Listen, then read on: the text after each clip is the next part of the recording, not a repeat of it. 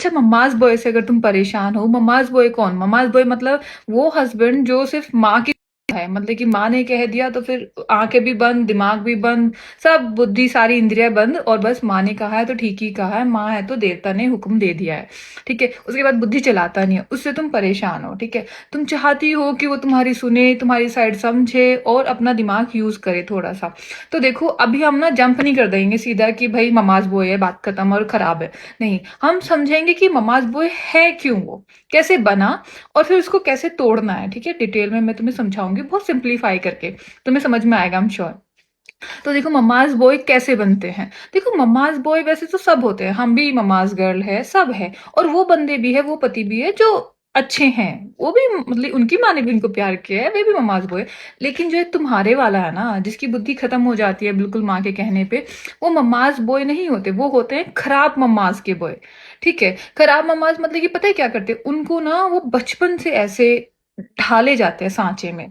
क्या करती है उनकी माँ जो होती है ना, उनकी माँ 2 तरीके से उनके साथ गेम खेलती है।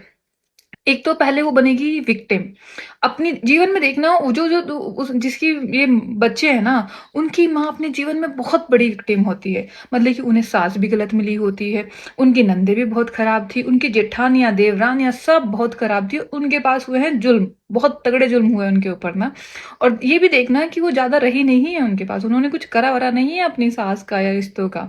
फिर भी उनके साथ इतने सारे जुल्म हो गए कि वो पूरी ज़िंदगी यही सुनाते आई है जब तक वो लड़का बड़ा हुआ है। तो ठीक है, उसने एक ऐसे ले लिया अपने आप को कि हाय मेरी माँ बेचारी अबला नारी, बहुत जुल्म हुए और अब मैं बाकी जुल्म होने नहीं दूँगा। और दूसरा वो कैसे उसको मैनिपुलेट करती है, वो क्या करती है ना, उसके सामने धीरे-धीरे वो स्लो पॉइज़न भरना शुरू कर देती है उसको ना। स्लो पॉइज़न कैसे कि अरे फलाने की बहू तो बड़ी खराब आई, वो तो आई ही पैसे के लिए थी। फलाने की बहू ने तो आके घर तोड़ दिया, वो तो आई ही घर तोड़ने थी। अरे फलाने की बहू तो बड़ी तेज़ आई, वो तो आई ही खराब थी। मतलब कि वो उसको ऐसे कान भरते हैं धीरे-धीरे शादी से पहले ही, बचपन से ही लड़के के, कि भई उसको लगता है कि जो आएगी ना वो शायद खराब ही आएगी। और वो पहला काम घर तोड़ने का ही करेगी। तो जब तुम आती हो और अपनी बात रखती हो तो वो डिफेंसिव हो जाता है। उसको लगता है हाँ, जो मेरी माँ ने कहा था वो तो सही था, ठीक है? वो सुनने को तैयार ही नहीं क्योंकि भरा बैठा है, ठीक है? अब उसको देखो हमने समझ लिया कैसे ये बना, ठीक है?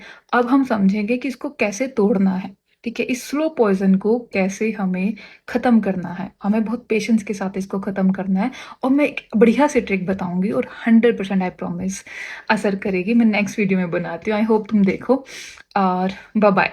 टाइम लिमिट है इसमें, सॉरी।